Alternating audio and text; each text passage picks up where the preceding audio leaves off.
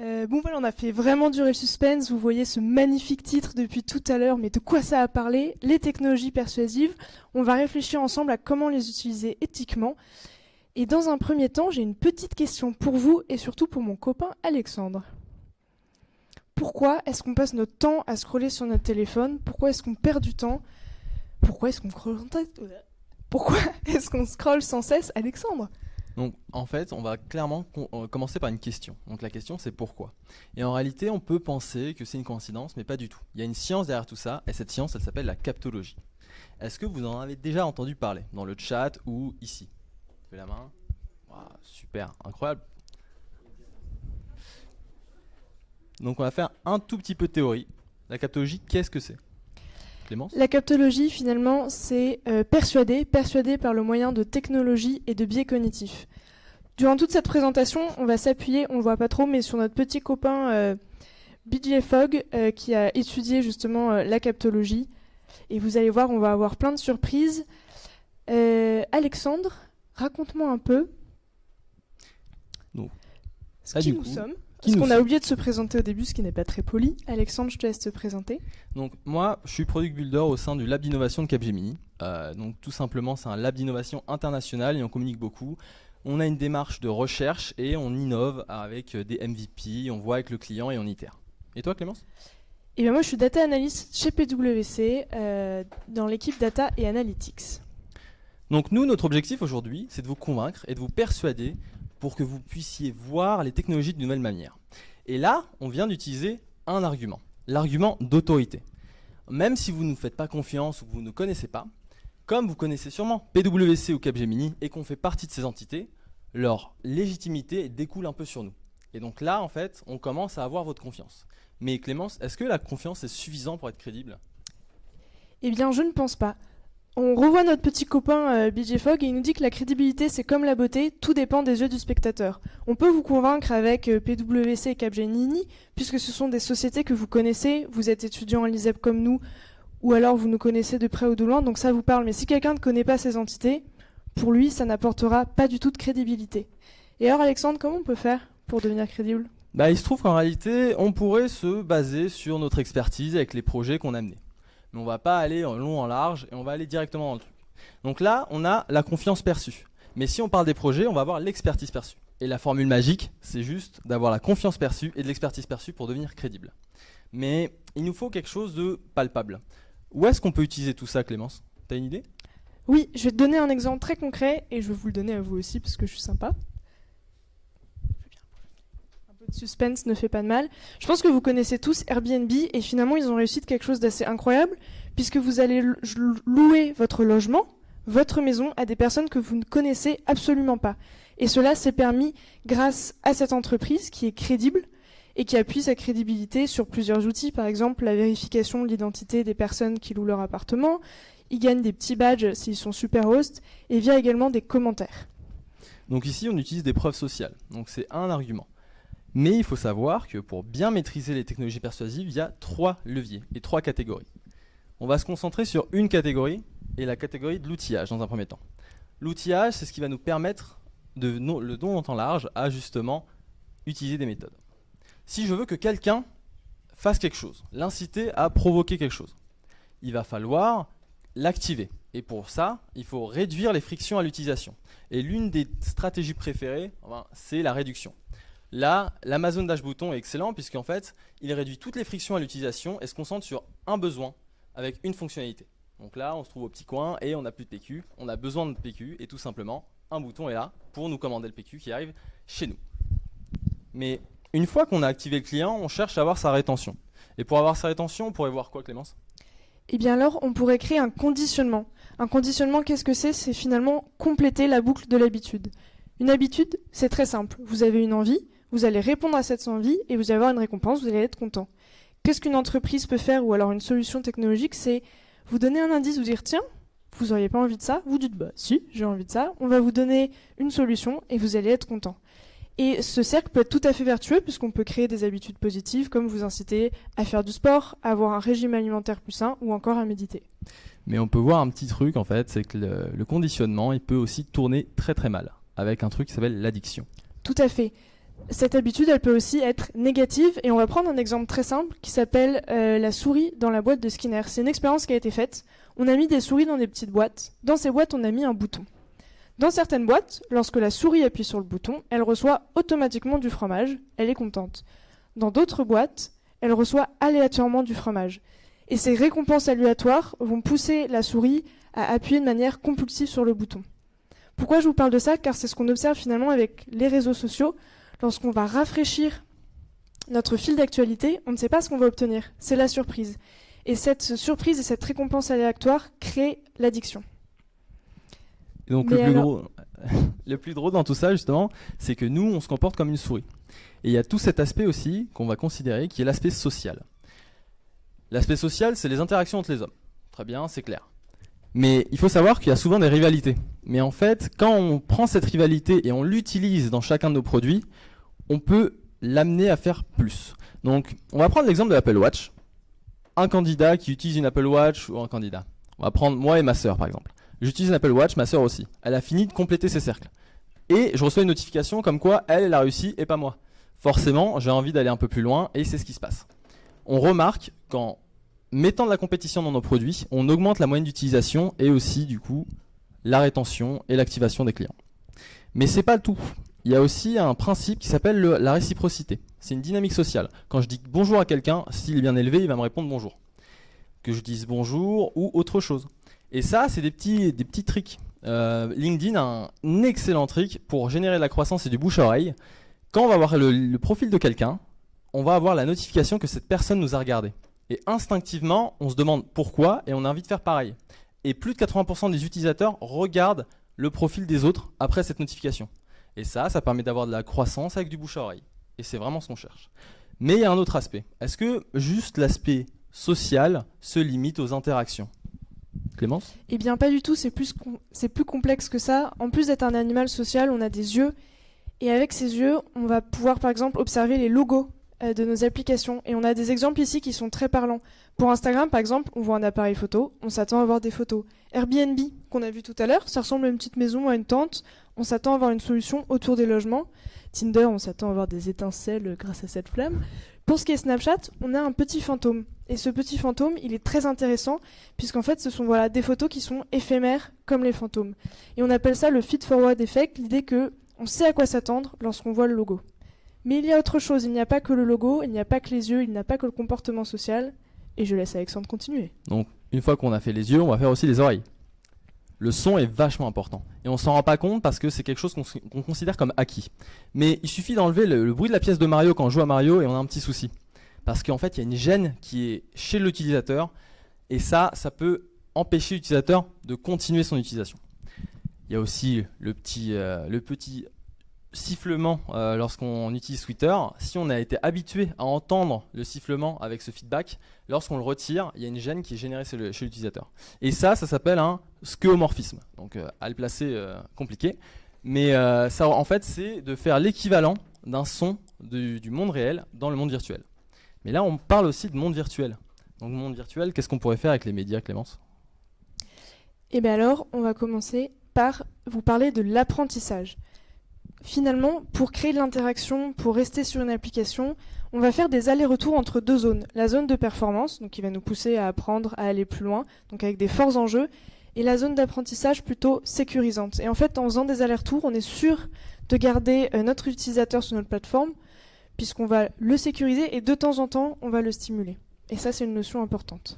Donc là, on se dit, ok, c'est très théorique. On va prendre un exemple concret et d'actualité. Donc imaginons que je suis entraîneur de football. Donc je suis entraîneur de football, j'ai besoin de faire ma sélection. Mais pour faire ma sélection, j'ai besoin de me baser sur de la donnée pour pas être biaisé. Donc je vais commencer à faire des simulations, à peut-être faire un mercato, tester avec tel ou tel joueur. Et en fait, on se rend compte que beaucoup d'entraîneurs de football utilisent Football Manager pour justement faire leur mercato ou préparer une compétition. Donc on pourrait imaginer Didier Deschamps qui s'est rendu compte que sans Benzema, il n'avait pas gagné la Coupe du Monde. Donc hier, il a marqué un doublé, c'était génial. Mais peut-être qu'il va faire bien plus. Maintenant, on va passer à la partie du monde réel. Clémence, dans le monde réel, il se passe quoi? Dans le monde réel, il y a des outils technologiques, il y a de l'IoT, et c'est de ça dont on va parler maintenant. On a vu tout à l'heure avec l'Apple Watch qu'on pouvait gagner donc, à rester sur l'application grâce à la compétition, mais aussi tout simplement par la motivation. On a très envie de finir ces petits cercles et de les colorer en entier. Mais il y a aussi d'autres outils. Donc une fois qu'on est dans l'application, ce qu'il faut, c'est avoir de la rétention. Donc on veut être engagé. Et il y a des petites astuces comme les flammes. Donc là, on a pris Duolingo, mais il y a aussi Snapchat, très fameux. Donc la plupart des utilisateurs, on se rend compte que, en fait, ils veulent garder ces flammes même s'ils n'ont rien à dire. Et c'est parfait pour Snapchat parce qu'ils vont se rendre compte que chaque jour, ils doivent faire une action sur la plateforme. Donc ça montre un engagement des utilisateurs et à partir de cet engagement, on peut compter sur eux pour la suite. Mais il faut aussi que ces actions soient simples. Et simple, on n'entend pas quoi par simple, Clémence ? Et bien, tout simplement par éviter un maximum de friction. Amazon, ils vous permettent d'acheter très vite. Google Pay, c'est exactement le même principe. On évite de sortir sa carte bleue, de payer, de rentrer son code. On a juste à poser notre téléphone pour payer et c'est ce qui permet un engagement. Donc en ce qui concerne l'IoT, il y a deux issues. Soit on répond aux besoins de l'utilisateur et on l'accompagne et là on est sur une voie éthique et cette voie éthique fait que le produit devient un compagnon, donc c'est notre objectif. Soit c'est l'inverse et on devient un irritant. Donc ça, c'est vraiment quelque chose à éviter. On peut prendre l'exemple de Facebook qui prend notre temps, 5 minutes deviennent 25, puis 50, puis 1 heure, imaginons. Voire TikTok même aujourd'hui. Et du coup... Alors, vous êtes persuadé ?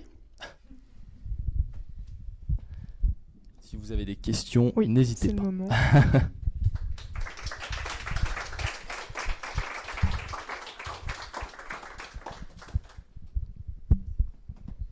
Attends, il faudrait... Tiens, le micro, je vais... Ouais. C'est un peu... En fait, je crois pas que le micro puisse...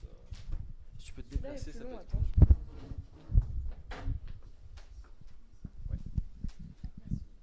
Ouais, c'est très simple, c'est juste j'ai pas très bien compris ce que vous entendez par friction quand vous parlez de...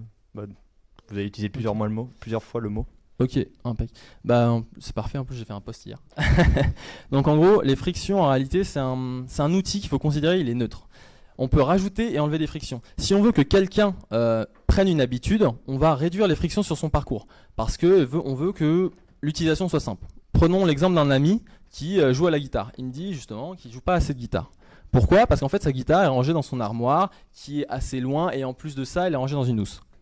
Exemple simple, je lui ai dit d'acheter un stand, un petit socle à mettre ou sa guitare dans le salon. Parce que en fait il passe 80% de son temps dans le salon.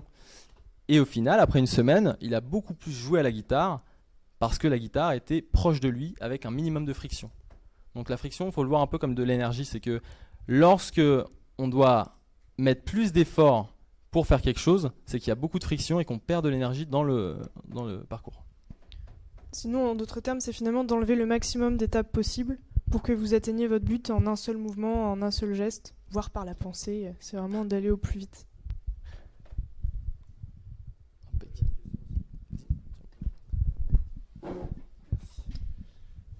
Je me demandais par rapport à...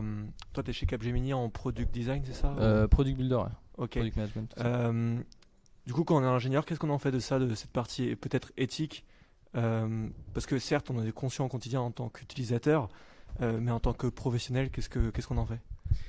Donc en fait, il est là le truc. C'est que la partie éthique, moi ma définition, après peut-être que certaines personnes ne seraient pas d'accord, mais elle se concentre sur le fait de répondre aux besoins de l'utilisateur. Une fois qu'on répond aux besoins de l'utilisateur et qu'on utilise cette astuce et ces biais cognitifs, oui, on reste éthique. Parce qu'en fait, il y a du donnant-donnant. Mais lorsqu'on ne répond pas aux besoins de l'utilisateur et on commence à profiter de lui, donc encore une fois TikTok, là c'est vraiment un exemple incroyable, on est perdu dans l'application.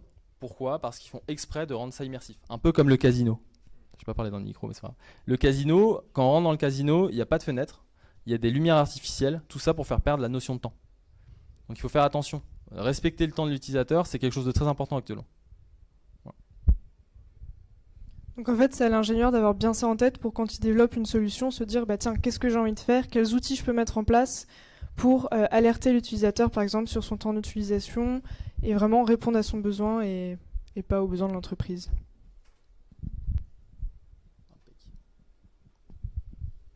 Vas-y.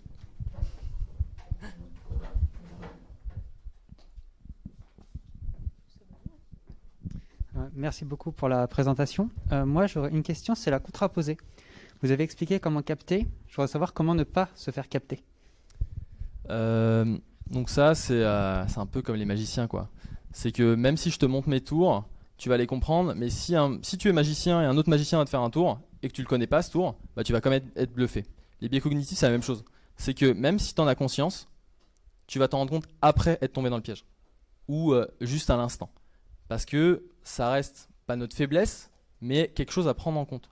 On n'est pas des machines, donc on a des faiblesses ou des talons d'Achille. Et une fois qu'on en a conscience, on peut réfléchir dessus et améliorer un système. Mais il est impossible de ne pas tomber dans un biais cognitif.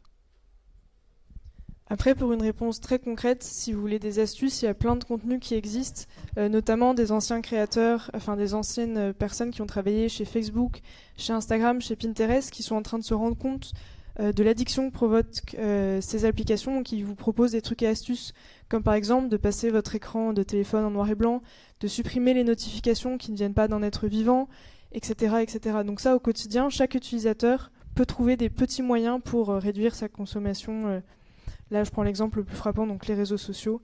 Il y a plein de choses qui existent. Mais ça demande beaucoup de volonté. Ces différents biais cognitifs, est-ce qu'ils nous permettent de toucher une différente population, que ce soit une classe sociale, un sexe différent ou... Voilà. Est-ce qu'il y a des biais cognitifs qu'on va préférer à d'autres selon la population qu'on veut toucher? Alors, justement, il faut savoir qu'on est aussi conditionné par notre environnement. Un Européen ne va pas penser comme un Asiatique, ni comme un Africain, ni comme un Américain. Donc, certains biais cognitifs sont parfois plus pertinents dans certaines régions. Un Occidental va avoir plus tendance à utiliser TikTok que quelqu'un qui n'a pas de smartphone, donc dans un autre continent, imaginons. Donc forcément, il peut être incité à utiliser telle ou telle chose. Mais fondamentalement, on est tous des hommes et on a un peu tous les mêmes biais cognitifs. Après, il y a certes certaines spécificités, mais il y a une liste incroyable que je pourrais te tirer. Mais la réciprocité, par exemple, c'est quelque chose de fondamental. Là, tous les hommes l'ont, sauf si on est sociopathe et on n'a pas de neurones miroir ni d'empathie. Mais bon, ça c'est autre chose. Ok, merci. J'ai aussi une question. Je ne sais pas si vous m'entendez. Si, on entend. Ouais, D'accord. Donc, moi, je travaille sur toute la partie protection des données à caractère personnel. La question que j'ai en tête... Attendez. La question que j'ai en tête, c'est qu'en est-il du libre arbitre? Alors, là, la comparaison qu'on fait souvent, c'est un peu comme du paternalisme libéraliste. Ce que j'ai par là, c'est que c'est à l'image des parents avec leurs enfants. Si j'ai un enfant, j'ai envie qu'il soit un peu libre et qu'il fasse ses trucs, qu'il apprenne par lui-même. Mais s'il est en train de courir vers une falaise, je vais essayer de le rediriger.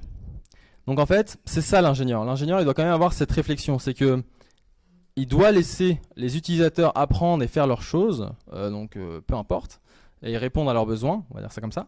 Mais lorsqu'ils courent vers la falaise, il faut quand même les guider un petit peu. C'est aussi l'importance qu'il y a de transmettre ce savoir. Un peu comme dans la culture japonaise, où les anciens sont très très respectés parce qu'ils représentent beaucoup plus de savoir que les jeunes. Normal, puisqu'ils ont plus d'années et de vie et d'expérience. C'est un peu comme ça que je le vois et qu'on a discuté, et voilà, quoi. Ça répond à la question ? Non. La simple et bonne raison, quand je parle de libre arbitre, c'est qu'on est sur un besoin généré. Si on prend un élément qui est simple, c'est une étude qui a été menée par Facebook, qui a induit effectivement une plainte auprès du tribunal anglais, à savoir il y a 800 000 utilisateurs où il y a eu des messages générés. Donc pour la moitié, c'était des messages positifs, d'autres des messages négatifs, avec une étude sociologique et psychologique faite par des instituts de recherche derrière, qui permettait de voir la réaction des individus et à partir de là, effectivement, obtenir des informations. Dès lors où on est sur un objet qui est proposé, où on génère un besoin. Le but derrière, à mon sens, et c'est ce qui n'est pas avoué, on est sur une captation d'informations. Connaître l'utilisateur à son insu pour derrière pouvoir proposer des pubs ciblées ou vendre les données pour des raisons purement financières. Voilà, c'est plus comme ça que j'orientais ma question. D'où le libre arbitre. Ok. Bah justement, en fait, ça c'est quelque chose sur lequel on lutte, puisque, comme on le disait, ce qui est important, c'est le temps de l'utilisateur et aussi essayer de le diriger pour qu'il réponde à son besoin. Là, l'utilisateur, on répondait pas du tout à son besoin. Je pense que tu fais référence à ce qui se passe avec Cambridge Analytica. Là, c'est clairement des sociétés privées qui cherchaient à établir des profils pour mieux les cibler à travers des campagnes politiques, par exemple. Donc ça, c'est dangereux. Et en fait, Facebook est sorti de son cœur de métier, qui était de mettre en relation concrètement des personnes. Là, on ne les met pas en relation, on essaie de les influencer sur des votes politiques. Donc, ça ne répond pas aux besoins et ce n'est pas du tout éthique et c'est vraiment ce qu'on a pointé du doigt. Mais on a cherché à ne pas on a cherché à montrer les mécanismes et pas à pointer du doigt vraiment les mauvaises pratiques. On veut inciter les bonnes pratiques.